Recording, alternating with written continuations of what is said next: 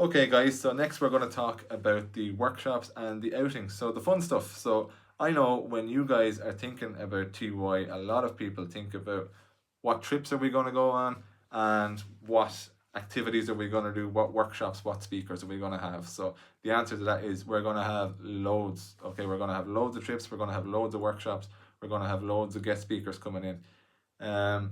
The fun part for me of TY is that we get to experience all these really cool things outside the classroom. So there will be days when you're sitting there doing your maths and doing your English and doing your Irish, and then there's going to be other days where you're going to be doing some hip hop dancing, or you're going to be learning about team building exercises, or my personal favorite, you're going to be out with the Irish School of Excellence and you're going to be sitting behind the wheel of a car and you're going to actually get to drive that car now with an instructor, but you're still going to get to actually drive a car. You're going to learn how to change the oil, jump start a car, you're going to learn how to change a wheel, change the tires. You get to learn about all that cool stuff. So that's my personal favorite one, but there's so many things, and what we try to do is we try to cater for everybody's interests. So we have a wide variety of workshops and outings for you. So the way that that will work is from September to December, we have our QQI courses with Portobello, okay? So they take up 10 to 11 weeks, okay? So you'll have 1 week of a sample and then we have 10 weeks of the course, okay? So they take up a huge amount of time. So they basically take us from September up to Christmas if we include all the holidays and things like that.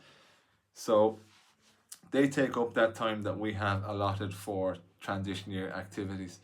The way it then works for us after Christmas from January until May is that we revert into, I suppose, what you guys would call a more traditional TY experience. So that's when you get to do the outings and the workshops. So the way that we try to work that is we split the group, okay, different groups every week.